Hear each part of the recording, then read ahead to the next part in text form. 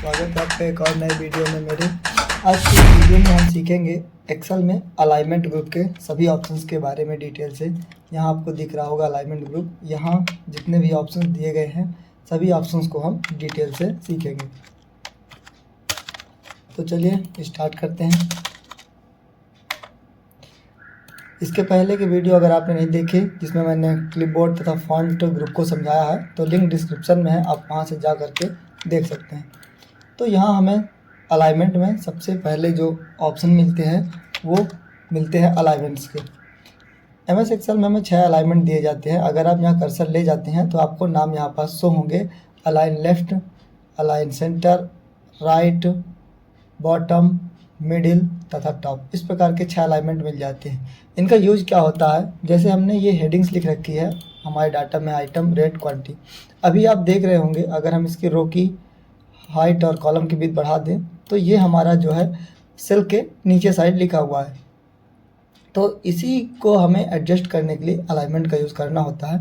जैसे हम इन सभी सेलों को इस तरह से सिलेक्ट कर लेते हैं और इसमें हम राइट में लेफ्ट लाइन में क्लिक करते हैं तथा सेंटर में, तो हमारा जो डाटा है वो कहाँ पहुँच जाता है, सेंटर लाइन में।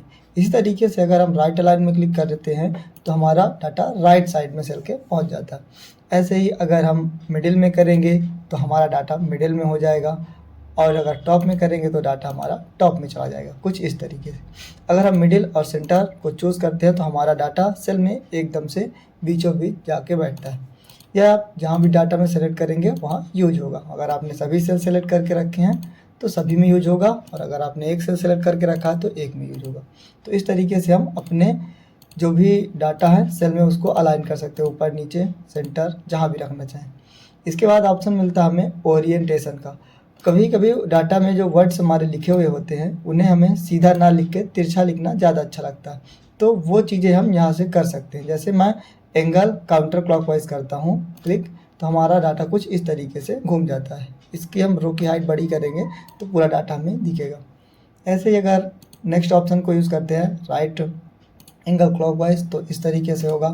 नेक्स्ट ऑप्शन को यूज़ करेंगे वर्टिकल टेक्स्ट तो इस तरीके से दिखेगा। अगर रोटेट अप टेक्स्ट करेंगे तो इस तरीके से। याद रखिएगा जब भी आप इन ऑप्शंस का यूज करें तो डाटा को सेलेक्ट करके रखें, क्योंकि जो डाटा सेलेक्ट होगा उसी पर ये इफेक्ट्स अप्लाई होंगे। एंगल काउंटर क्लॉकवाइज में अगर आप 2 बार क्लिक करते हैं तो ये नॉर्मल आपका पहले जैसा डाटा हो जाता है। इसके बाद आपको 2 ऑप्शन मिलते हैं, एक मिलता है डिक्रीज इंडेंट तथा एक मिलता है इंक्रीज इंडेंट। इंडेंट क्या होता है दोस्तों, ये जान लेते हैं पहले इन ऑप्शंस को जानने से। इंडेंट हमारा जो सेल में टेक्स्ट लिखा होता है उसके लेफ्ट साइड में हमें कितना छोड़ना है, कितनी दूरी रखनी है। जैसे यहाँ इसके पहले हमें कितनी दूरी रखनी है, इस चीज़ को ही इंडेंट कहते हैं।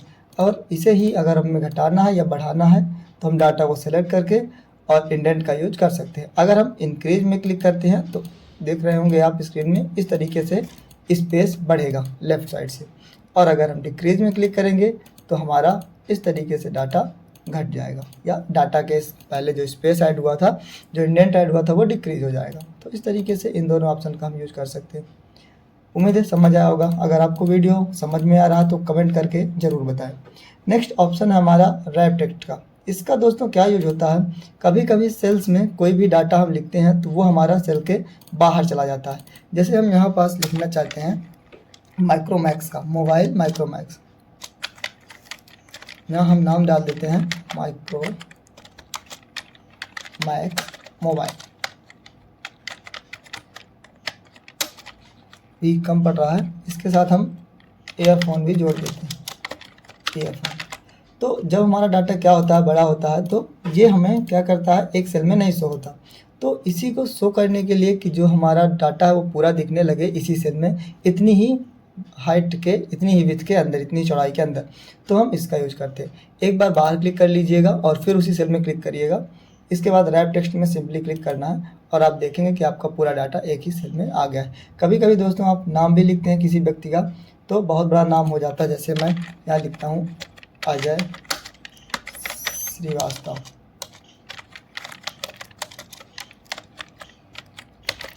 तो ये हमारा सेल से बाहर जाता है। इसको हमें एक ही सेल में करने के लिए बाहर एक बार क्लिक करना है, फिर उसी में क्लिक करना है और रैप टेक्स्ट करना है। इस तरीके से आपका पूरा नाम इसी में आ जाएगा। तो उम्मीद करता हूँ ये ऑप्शन भी आपको समझ में आ गया होगा। इसके बाद आता है आपका मर्ज एंड सेंटर ऑप्शन। इसमें आपको 3 ऑप्शन मर्ज करने के लिए मिल जाते हैं तथा 1 अनमर्ज करने के लिए। इसका यूज क्या होता है दोस्तों, कई सारे सेलों को आपस में मिलाने के लिए हम इसका यूज करते हैं। मर्ज मतलब होता है 2 या 2 से अधिक सेलों को मिलाना। जैसे हमें इस सेल के ऊपर लिखना है डाटा, हम चाहते हैं कि ये जो हमारे 3 सेल हैं ये मिल करके एक ही सेल के रूप में हो जाए। तो हम इन तीनों को ऐसे सेलेक्ट कर लेंगे और यहाँ जाएंगे मर्ज सेंटर में क्लिक कर देंगे।